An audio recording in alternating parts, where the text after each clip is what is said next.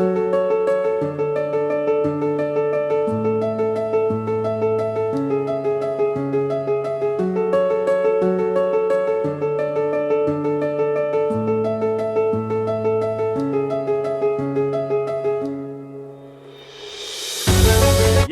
it is Saturday. This is going to be episode number 7. I want to welcome everybody to Unknown Philosophers Live this morning, or if you're in Europe, it's going to be this evening, and it's going to be a wonderful show. It's going to be a wonderful show this morning. With me, as always, my co-host, Brother Cosmo Magliazzi. How you doing this morning, my brother? Doing great, Brother Briggs. It's good to be here. We have a special guest today. Welcome all of our brothers from around the world. I know we have a brother from Brazil joining us today. Welcome, brother. It's always good to have and share this great time with our global brothers and also our philosophers out there that like to learn more about what we're learning. Today's special guest, he is a very special guest. He's our historian, author, Freemason.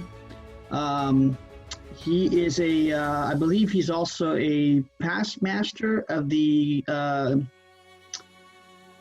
Quarto Coronatus, which I'm also a member of. He's also the member of some of the world's oldest research lodges. Actually, the Quarto Coronati is the oldest, and he's also a member of the research lodges in California. Actually, just regular lodges, excuse me. California, Florida, Missouri, Montana, Texas, Washington, and of course, he's hopefully going to join Arizona soon as well. I had the opportunity of meeting Bob Cooper in Scotland last year, and I was supposed to meet him 2 years ago as well, but didn't have a chance to. So with no further ado, he's going to bring us some wide wisdom today, and I'm looking forward to it. I know we're all looking forward to it. Brother Bob, the floor is yours. Hi there. Thank you for joining us. It's such a pleasure joining us from Scotland. Thank you so much, my brother. We've got a lot of people online tonight that are so excited to see you here. The Facebook is filling up as well. And let us know how you're doing. How are you doing? Yeah, I'm doing very well. Thank you very much. It's a fine day here in Scotland, nice and sunny for once, although it's to rain tomorrow. But yes, everything's good. Everything's good, but we live in very strange days. I don't know what it's like in other parts of the world. I don't know what it's like in Arizona even, but here we're all, in Scotland at least, we're still under lockdown. You can see I've got a lockdown beard, as it's called. We're having a lockdown beard competition to see before and after the virus, to just see what happens with our beards. I'm not going to win. Mine's is really nothing special compared to some of the guys, but looking good. Yeah, but the idea eventually is that all the Freemasons that grow something like this will probably have a sponsored beard cut or something, raise some money for charity. So yeah, all good, but very, very strange days, but all good here in Scotland.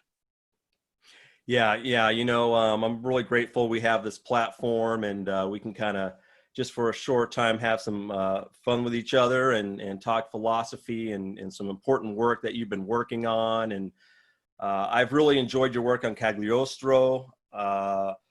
Brother Lauren G introduced me to that. I had no idea you did work on that. I'd been following your other work, which has been phenomenal. But then Brother Lauren, who's online tonight, introduced me to that, and it blew my mind because I'd been following him for years. We have a special book of his in Pennsylvania at Harmony, which is a little place I talk about. But Cosmo, why don't we start off tonight? Do you have a question to get us started this evening or this morning? The question that I always like to ask our guests is, what, Brother Bob, what's the new thing that you're working on right now? Any new research that you like to share with us? Yeah, I mean, there's the problem I have. I suppose I'm like a lot of people. What you do is you pick up some little bit of information, you find it interesting, you start working on it, and then something else very interesting comes along, and then you dash off and have a look at that. And the problem is, you end up being a bit of a juggler where you've got all these really interesting subjects going on, and you because of that, you only progress a little bit on every subject, a little bit at a time. So it sounds like you're doing nothing for a long time, and then all of a sudden, all these projects all come to fruition all at the same time. Um, at the moment, I'm doing a little bit of research into a Scottish lodge in Florida, which is probably virtually unknown to many people. This lodge met in Pensacola in the early 18th century, so a long time ago. Very interesting period.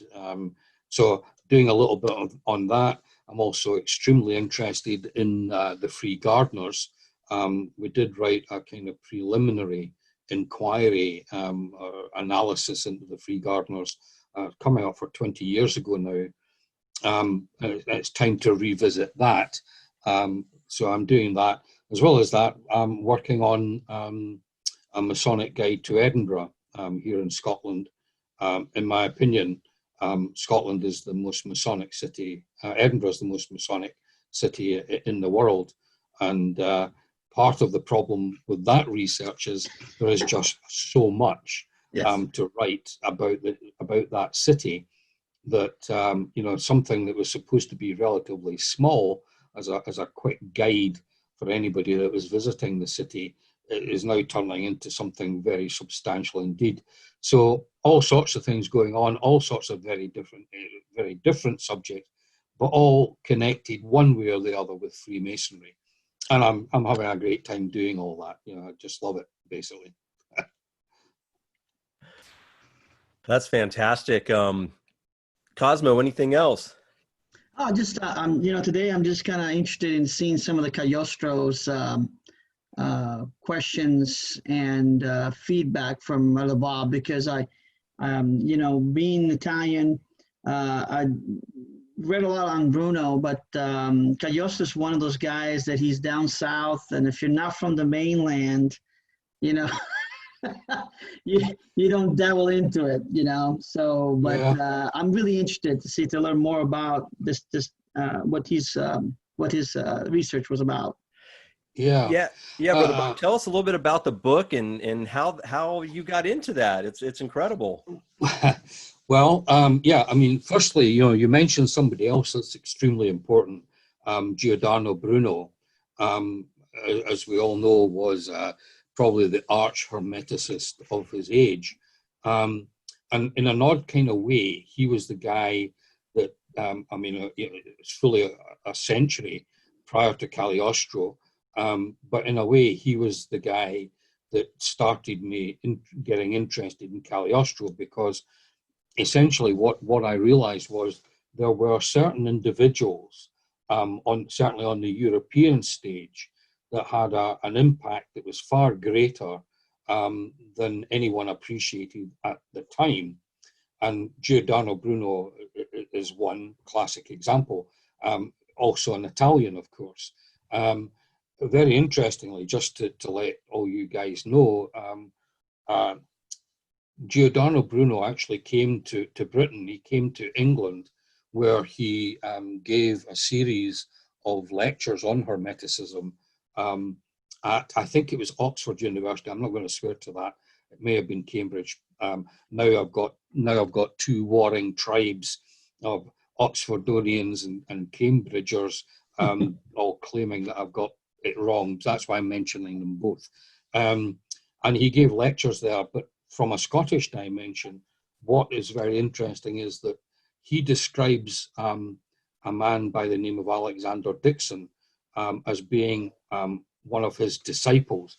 And Alexander Dixon was a Scotsman who had a place in the royal court in Scotland.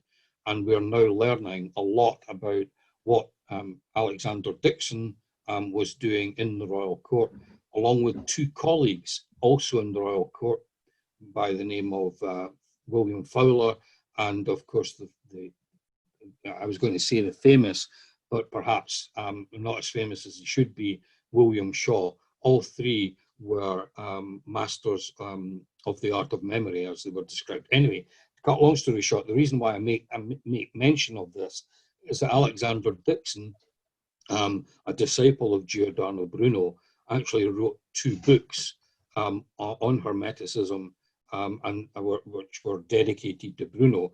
And one of those books has just been republished in modern English just within the last month. So I'll try and get the details for you, and anyone who's interested in that subject might like to follow up. Now, we're following a long line of very interesting people. Francis Yates, of course, one of the early authors who were very interested in Bruno. But this is the latest book written by one of his disciples, and so maybe worthwhile sort of having a look at that. I'll try and get the title, etc., and let you have those details. And what struck me was that you've got these individual characters, Bruno in this case, and there's nearly always some kind of Scottish connection, which is what I'm nearly always interested in tracking down.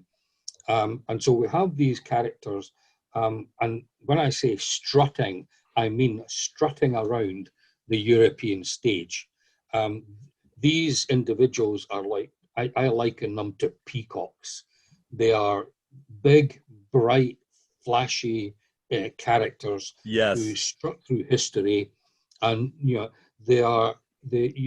just can't miss them. They're there. They're very important. But I think the sheer brightness of the characters tends to mean that a lot of people gloss over what they were trying to say. And so Cagliostro, in a similar mold to Bruno, in the sense of his character, his strutting on the European stage, was an immediate attraction for me. But the real reason I became interested was that I came across Cagliostro's handwritten rituals of the Egyptian Freemasonry. So this was his ritual written in his hand in French.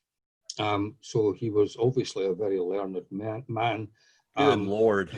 Yeah. So the French at the time was extremely flowery, not only in terms of language, but in terms of the actual handwriting. And so even although I've got a smattering of French, there was no way that I could translate this 18th century flowery French. So I had it translated by professionals. And lo and behold, then for the first time, people like myself in Britain were able to read in English what he claimed was a vast improvement on the existing Masonic system that was then in place in Britain. And that's where my interest began, basically, coming across some old documents and thinking, I think this is important. I'll pay to have it translated. And that's where the book comes from, essentially. That unknown document, which sheds a great deal of light on the way this guy thought about Freemasonry and about how he thought he could improve it. So there you go. Boy, when you got your hand, because I've had that experience of getting my hands on something and wait a minute, is this really what it is? Am I really like? Did you just freeze for a moment? Tell us a little bit about like that moment. Yeah, I mean, with my rudimentary French, I was able to see that it was an important document.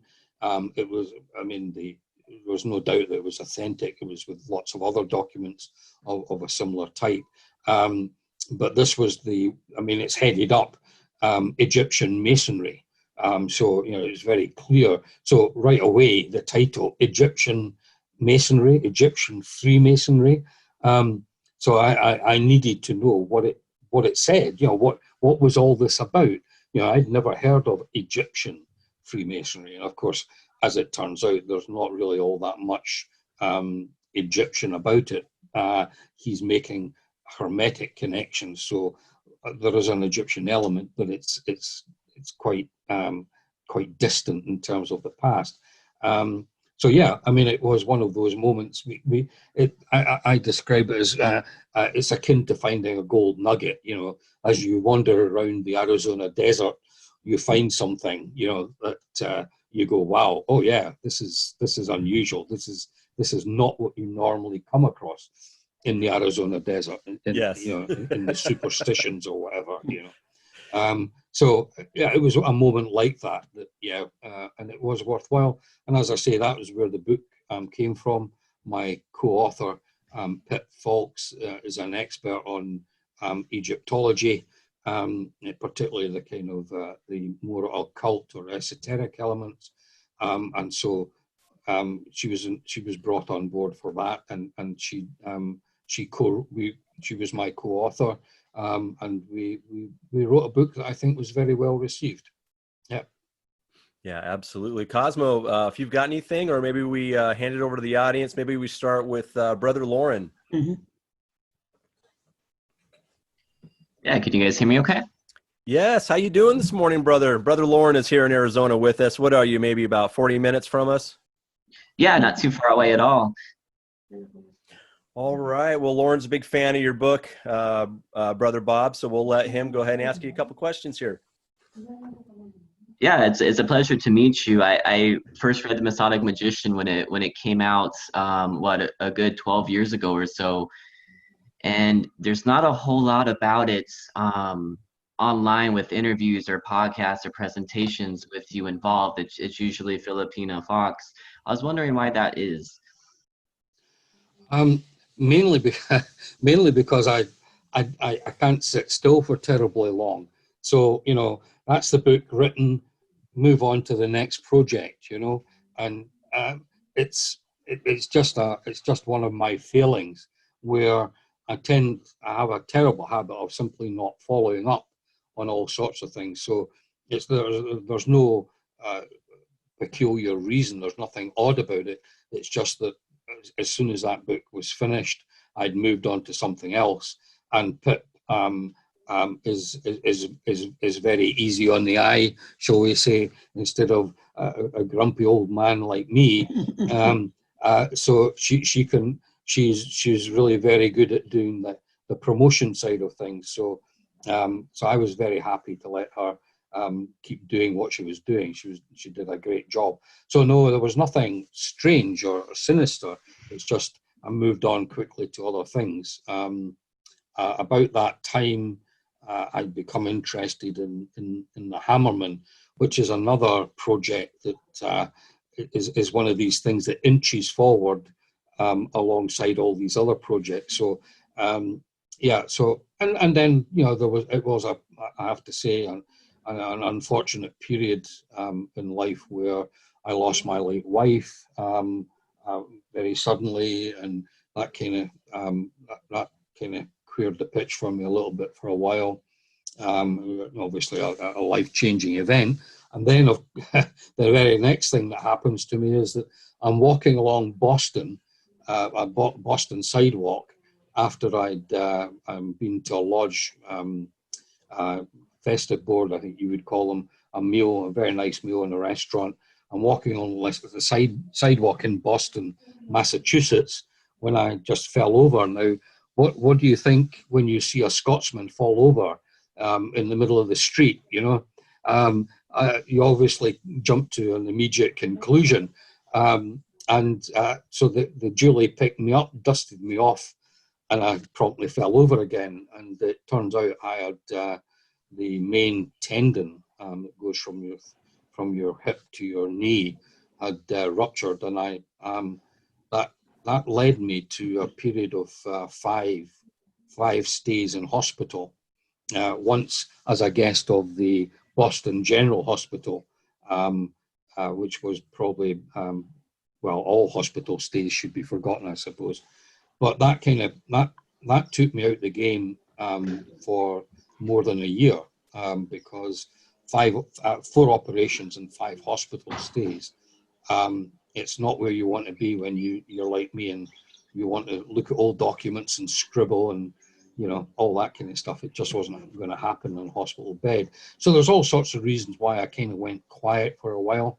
But in some ways, you know, this virus comes along and reignites people's interest in various subjects. And so that's why you've got me here this morning, or in the evening here in Europe. So, Yes. yeah, so that was a kind of potted history of the last few years of my life. Not the best period, but that's in the past, and we're now moving on. Yep, and you're looking good. You're looking good, brother. Lauren, do you have any other questions? I guess to follow up with that, I used to correspond with her probably 5 or 6 years ago, and she had mentioned at one point working on a follow-up to the Masonic Magician. I was wondering if you were involved in that at all, or can share more about that. Yeah, well, I know Pip also went through a few problems, a few personal problems.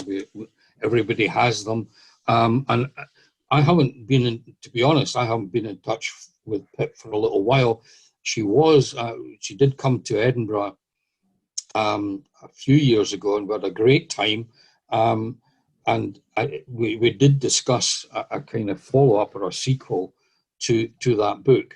And so we've got some great ideas, and I think we'll probably get round to it. It's just the same old story. Which one's the priority? The one that you're working on now, or the one you haven't started yet? And that's the big problem, isn't it?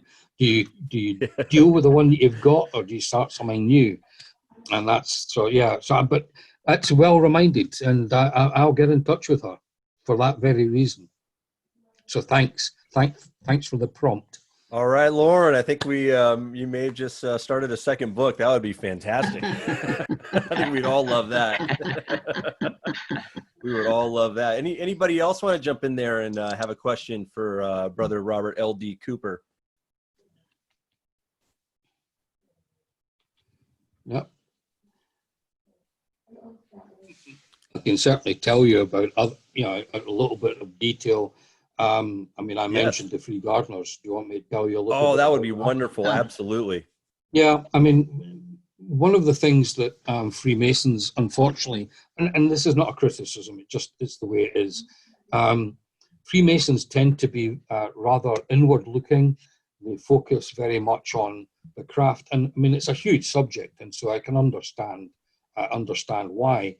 But Scotland's a very unusual place, certainly historically, and not just because of the people either, but historically for a variety of reasons. Now, I suppose we all know or have heard of organisations such as the Oddfellows, the Foresters, to a lesser extent, things like the Shepherds or the Druids, these kind of groups. Now, the difference is that these groups that I've just mentioned are organizations. I wouldn't call them orders, but they are figments of the imagination. They have been devised by people who have obviously got time on their hands. I mean, the Oddfellows, for example, was created in a pub in London near Drury Lane, I think it was, in fact. They didn't want necessarily to join Freemasonry. They wanted their own organization. And so they invented the Oddfellows. And that went from strength to strength. The difference here in Scotland is that, and now we're talking about much earlier than the Oddfellows or the Druids or whatever. The difference is that the organizations that occurred here in Scotland were directly derived from the ordinary working man's daily life. So the Freemasons came into existence in Scotland, and they derived directly from the daily working lives of the stonemasons of Scotland. And this is why we have the oldest Masonic records in the world here, the oldest lodge records in the world here. The oldest one is a lodge called Aitchison's Haven, and their minute book begins on the 9th of January 1599. Unfortunately, that lodge ceased to exist in 1852 or thereabouts. But the oldest lodge that still exists in the world with the oldest records are the Lodge of Edinburgh, Mary's Chapel number 1, to give it its full title. And their minutes begin on the 31st of July, 1599, and they are continuous to the present day. So every single meeting from July 1599 to the present day are recorded in their minute books, every single meeting. And that kind of depth of information tells us a huge amount about what was going on in these lodges before 1717, which is an important date, but it shouldn't be allowed to overshadow what was happening here in Scotland for more than 100 years before that date. Now, back to the Free Gardeners, and this is where I think we find Scotland is in a very unique position. As well as the Freemasons, or the stonemasons, or the masons, you also have the Free Gardeners, the Free Fishermen, the Free Colliers, the Hammermen, the Horsemen, the Free Carters, and there's another I can't recall just at the moment. And all these organizations are made up of people who were actually doing these jobs during the working day, but were getting together after work in the evenings, just like these early lodges were. And the Free Gardeners is one that we know an awful lot about now. And the reason I mention this is that by comparing ourselves, the pre-1717 Freemasons, with the Free Gardeners, we can begin to see some similarities. Now, the Free Gardeners are almost as old as the Freemasons, because their minute books also exist. The first major writing begins in 1676, but there are references as early as 1640. So we can see that just about the time that the Freemasons or the stonemasons were recording things, the Free Gardeners are also recording things in writing. And comparing the two organizations gives us an insight not only into themselves, but it gives us an insight into the kind of common threads of what was happening here in Scotland. So here we have an interesting, and we'll keep this brief, I don't want to sort of hog the show just on this one subject, but what happens is, and I think it becomes fairly clear the more you study this, that when the stonemasons of Scotland are getting information about the world, there really is only one book that they've got access to, and that's the Bible. Yes. So you go through, and they're either reading it for themselves, although to be fair, not many of them can read and write, but they are certainly listening to it in church, and all of a sudden they come across in Kings and Chronicles the first stone building, and as far as they know, the first stone building in the world. And what is that building? It's King Solomon's Temple. So the attraction to them is inescapable. Not only is the first stone building in the world King Solomon's Temple that people just like them had built, but it was also a sacred building. So it's got a doubly important significance for the stonemasons. And before any of you more learned guys jump in, the Tower of Babel, which is mentioned in Genesis, when you read that, the Tower of Babel is actually built from brick, not stone. And so the stonemasons would have simply nothing to do with anything as common as bricks, you know. So the first stone building is King Solomon's Temple. Now, equally, you have the Free Gardeners. So King Solomon's Temple is what informs the stonemasons and gives rise to their ritual, their ceremonial. And we're blessed here in Scotland by having the oldest lodge rituals in the world, albeit dated from the late 17th century, but all from before 1717, and very esoteric. They are too. Very interesting, I have to say. Anyway, back to the Free Gardeners. So the gardeners, and we know there is interaction between the gardeners, because as the stonemasons are building these country mansions, at the same time, the gardeners are employed laying out the landscape gardens that surround these country mansions. And the Free Gardeners emulate the stonemasons by creating lodges. Now, again, almost inescapably, what do you think the Free Gardeners' rituals are based on? Well, when you read the Bible, what's the first garden in the world, as far as they're concerned? Well, it's the Garden of Eden. Makes perfect sense. Yeah, and so their ritual is based on the Garden of Eden.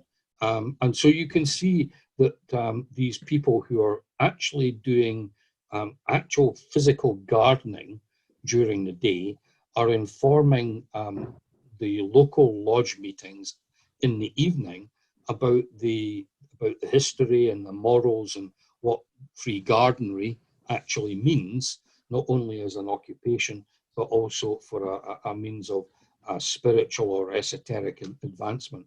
So we're learning a lot about, simply by comparing Freemasonry and free gardenery, we're learning a lot about both. And sometimes we don't do quite enough of that within Freemasonry.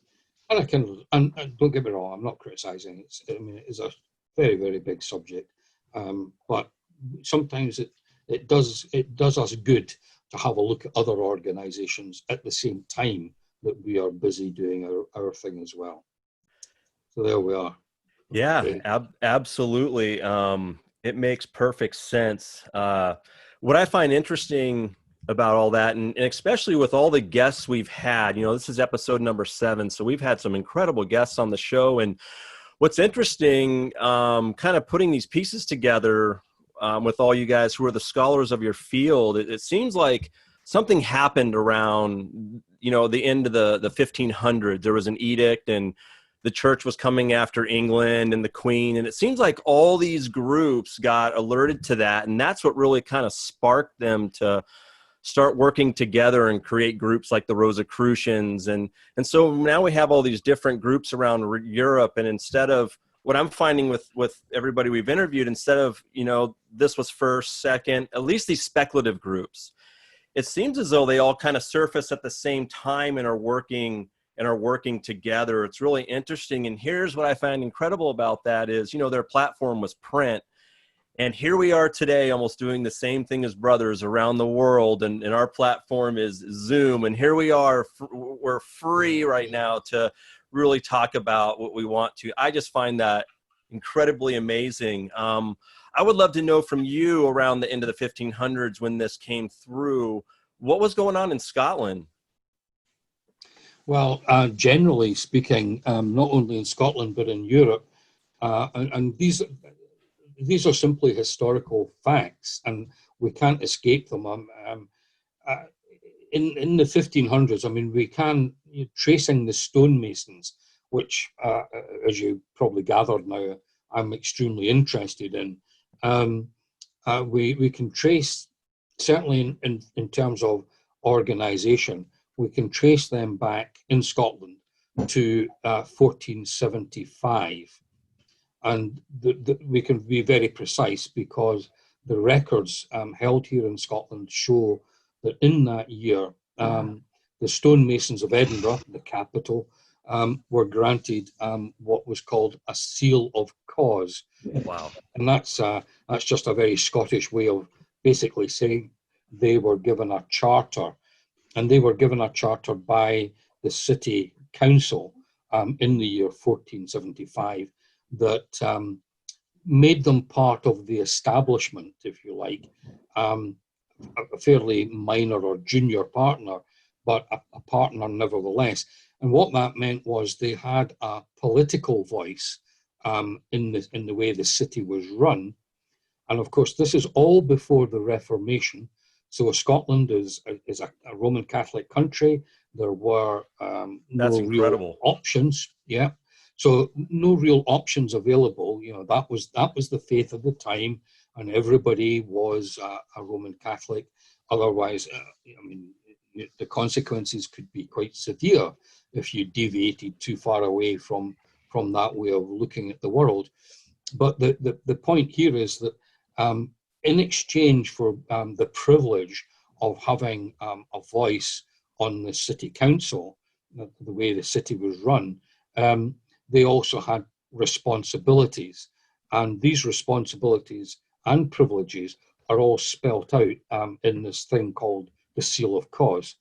And this is the seal of cause of the stonemasons. And the privileges, I say, were essentially political. There was also the fact that, you know, they were now accepted as a legitimate outfit. They were part of the establishment. So there was quite a lot of kudos to be gained from becoming recognized by the city authorities. But it's the responsibilities that I found that were particularly interesting. For example, they became responsible for the moral education of their members. So we can begin to see some very early ideas that later also are manifest in the early lodges. Wow. But for me, what is quite interesting is that because this is the faith is the Catholic faith, they are given religious responsibilities also, just like every other trade. So in that sense, they're not completely different. They're given some responsibilities. And the main religious responsibility that they were given was staging mystery plays, Yes. which were on All Saints' Day typically. And you know, they were given a piece of scripture to reenact in the streets as part of a parade, and all the other trades, you know, bakers or shoemakers or whatever, they were all doing the same thing in this parade. But interestingly enough, their practical responsibility that they were given was to look after the Isle of St. John the Evangelist.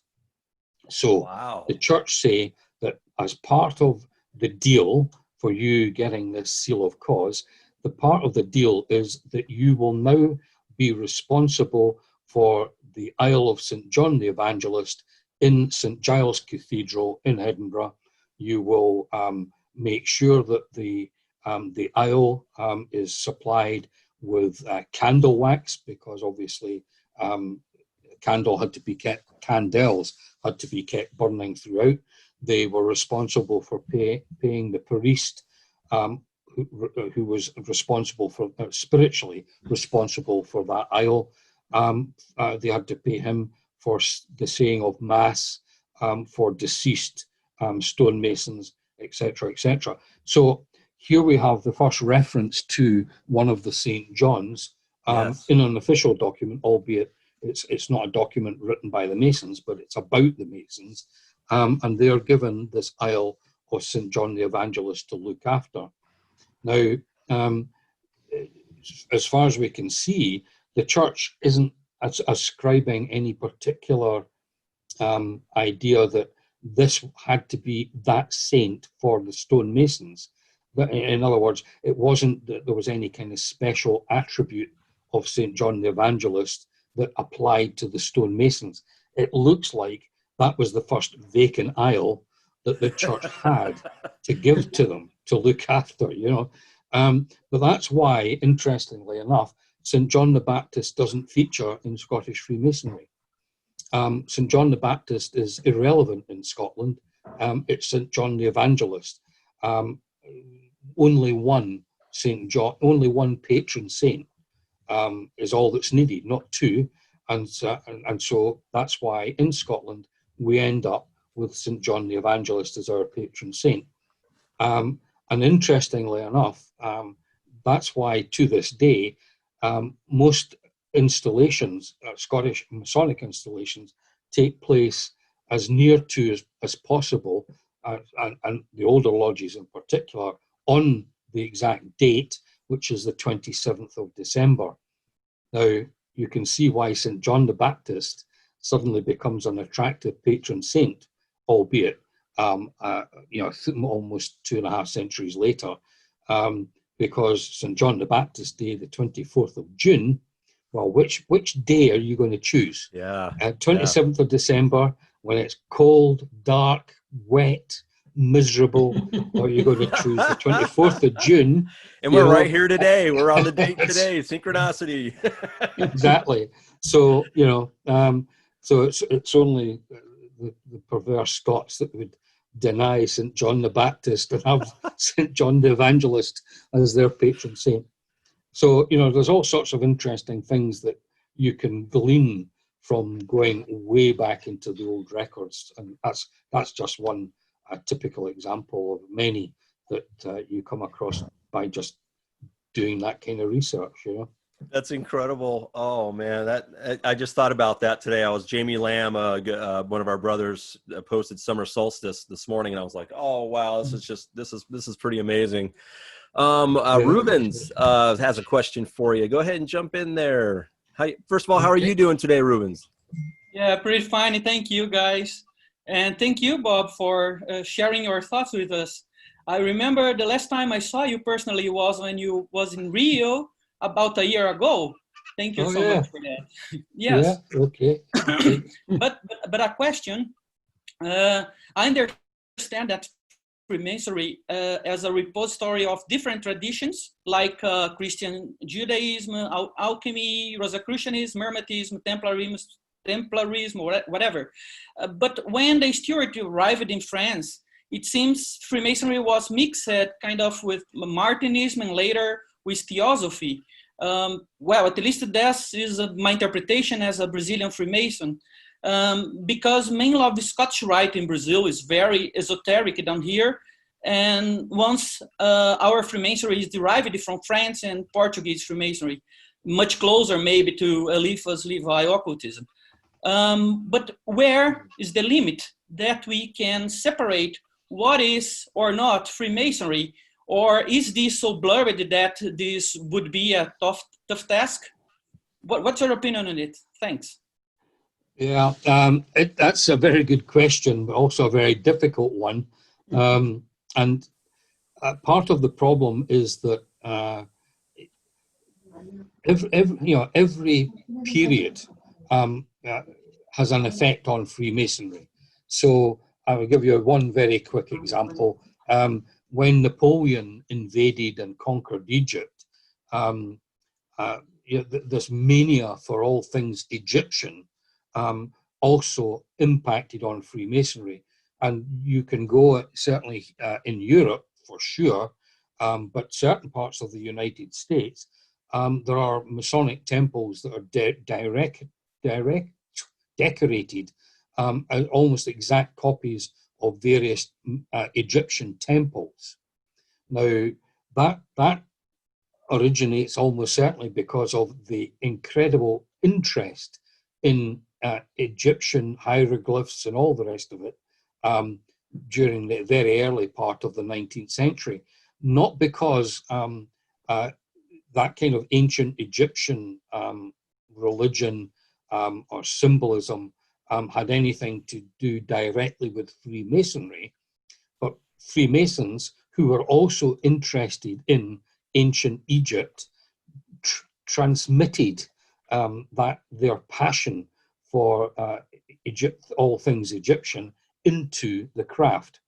Whereas before, and we can see this particularly in places like France, before Napoleon started bringing back all these Egyptian artifacts to France, there is nothing of that nature within Freemasonry.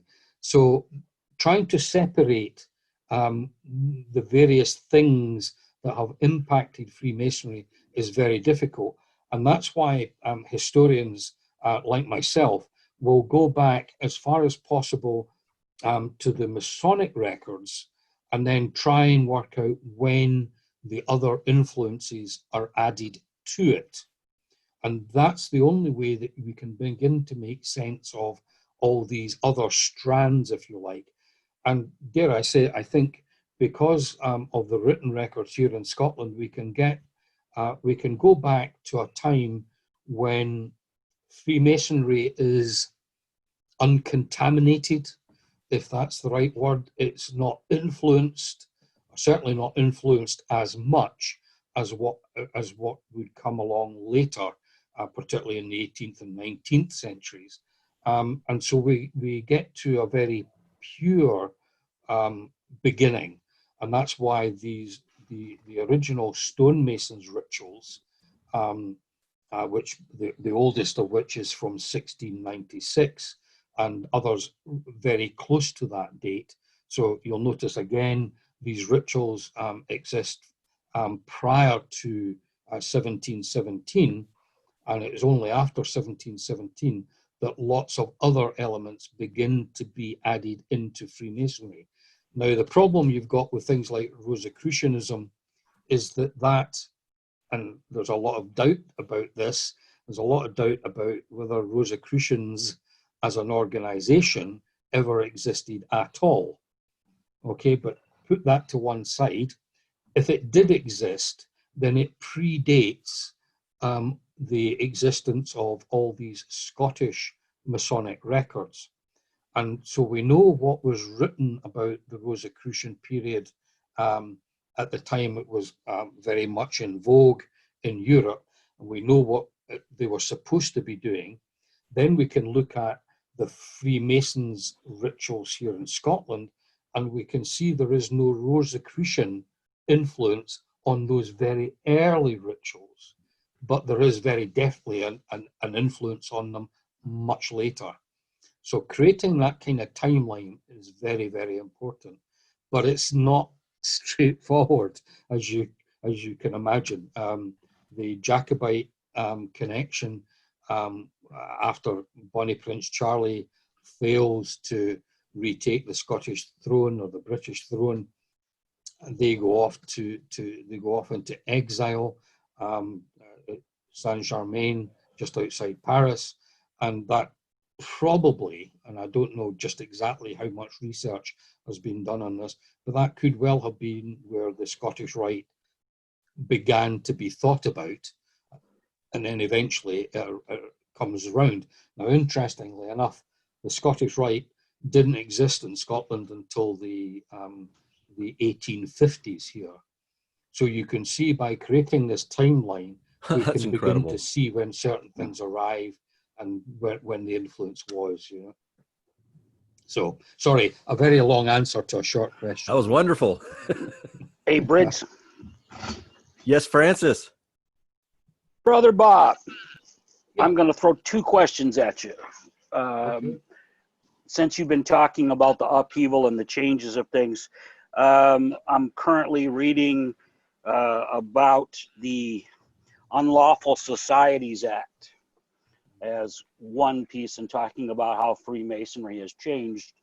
And it's very interesting for me to see that we as a society have changed repeatedly, going back to the different pieces. And I was wondering, because you were talking about pure Freemasonry versus, you know, after 1717, did the Unlawful Societies Act, number one, affect Scotland in any way, shape, or form, since it was that around that time when England and Britain itself had kind of, I'll use the word loosely, united? That's my first question, is did the Unlawful Societies Act and some of the other things affect Scottish Masonry? Yeah. My second question is, and these guys know what's coming, you were talking earlier about how reading something kind of piques your interest and it takes you on another path. I started off studying Celtic history because of my background. And I found it very interesting that under Anderson's constitutions, they mentioned the Celtic people. And I wonder what your thoughts are on how Celtic society, you mentioned the Druids, which we all know is something make-believe in that aspect of it. I'm not talking about historically, but the society itself. How do you think that there is a connection? Because I found quite a few coincidences in Freemasonry being affected by, quote, traditional Celtic culture. Okay, well let's deal with the first question first, and we can deal with that very quickly, in the sense that yes, it had a huge impact here in Scotland and indeed the rest of the United Kingdom, and in essence, what the Secret Societies Act, I'm not sure if that's the exact title. The other one was two principal laws. The other one was the Unlawful Oaths Act, I think it was called. Mm-hmm.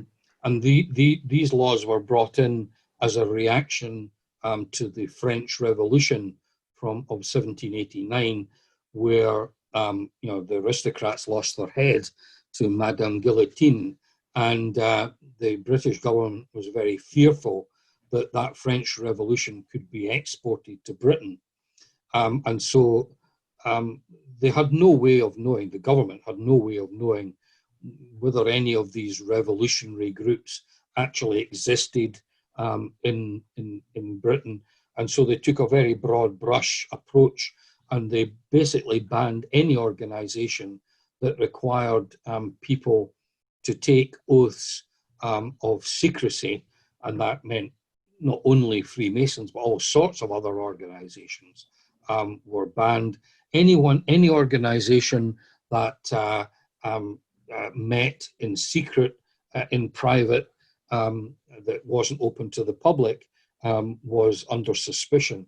So it had a big impact. The effect, the unintentional consequence for Freemasons, certainly the Masonic organization, was that it gave the Grand Lodges in Britain a hugely powerful weapon, for want of a better word, or a hugely powerful instrument to use to keep lodges under control. And that very, very simply was because these laws required the Grand Lodges to vouch for every daughter lodge as being a lawful, respectable, loyal lodge that was not a danger to the state. And of course, Grand Lodges suddenly realized, well, if we're going to vouch for you as being a legitimate Masonic lodge, you're going to now do what we tell you, otherwise the government will close you down. And so it had a huge impact on lodges here in Britain, where they had to conform pretty much to what Grand Lodges wanted them to do. And of course, like any bureaucracy, a lot of that was increasing standardization of a variety of things, ritual and all that kind of stuff. It also meant that many of the ceremonies, other than the 3 degrees, were also banned from being performed in Masonic lodges. And that's why a lot of these other orders appear after that, because lodges could no longer perform the ceremonies, and it was essentially other Grand Lodges were formed to look after them. And so it has a huge impact on Freemasonry, which tended to be replicated across the world without the force of law behind that, but it was a pattern that was followed. Now, as to Celtic influence, historians will tell you, and it's a very, very famous phrase, you've probably heard it many times, but correlation is not causation. So although you can see similarities between something that's happening in one group, and the similarities also exist in another group doesn't mean to say that there's any connection at all. All you can say, without going any further than that, is that there are similarities. It doesn't mean to say that they are derived from the same causes. Now, the problem with the Celtic culture is that very, very little of it is written down. And so we have a major problem in the first place of taking an unwritten culture and comparing it to a written culture that is Freemasonry. And so there in essence is a big problem. And what I think you will typically find is that the bits that we don't discuss, in this case, the Celtic culture, the bits that we don't discuss are not examined and are not compared to Freemasonry because there is no similarity. So this is what a historian will call cherry picking the evidence. You cherry pick the bits that seem to fit what you're studying, but you can't do that. You've got to, if you're going to compare Celtic culture with Freemasonry, you've got to compare the entire Celtic culture with Freemasonry, not just the bits that appear to be similar. And this also applies to comparisons with other groups, be it the Gnostics or the Rosicrucians or whatever. So it's a very, very interesting subject, but it is fraught with danger, shall we say. Another long answer for you, sorry. Oh, that was awesome. Thank you for those questions, Francis. We've got time for, let's see, we got 10:56. We usually end on the hour. We got time for one more, guys. One more, if anybody wants to jump in. Doesn't look like it. Well, Brother Bob, my goodness, I'm going to have to go back and I'm going to have to watch, like all of our guests, Cosmo, I'm going to have to go back on this episode and watch it like 20 times. You dropped some major gold nuggets for us. Yeah. I'll be spending all week this week going through it. Where can everybody find your books? And I know lately you've been doing some incredible video blogs that I've been watching as well that have been fantastic. Where can people get that information? Okay, I've just put in the chat room. Oh, great. I should have come prepared with actual links for you, but I'm such a disorganized researcher that I didn't think about that. If you go onto YouTube and search under my name, I think you'll get a variety of different talks under my name. I can always send them on to you guys, and you can distribute them as you wish. I'll try and find them, but at the moment that would be the quickest way. Okay. To find the talks online.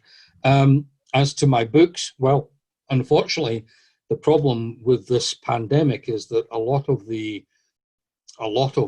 businesses are simply closed, and you can't. I mean, for example, the Grand Lodge of Scotland shop, the online shop, has a variety of these books available, but although you can still place orders, the orders won't be processed until the staff get back to work. So you can do that. If you don't mind second-hand copies, I use Abbey Books, A-B-E, or Abe Books on the second-hand market. They come up with things quite often. Don't pay ridiculously high prices, by the way, because these are fairly recent books and they shouldn't command a very high price for a second-hand copy or a used copy. But other books, not so much in the States, unfortunately, but Amazon.co.uk has got a few of those books also online. Probably the most popular ones is Cracking the Freemasons Code, which is a paperback book that seems to be quite popular. So Amazon.co.uk and the Grand Lodge of Scotland online shop would be my first stops looking for that kind of stuff. Wonderful. Maybe in the future we'll see a second Cagliostro book. That would be awesome. Yeah. Well, we need to talk to Pip about that. Yeah. That would be wonderful. Cosmo, do you have anything? Well, as always, Bob, talking to you, it's always an inspiration. I'm just about finished with my book.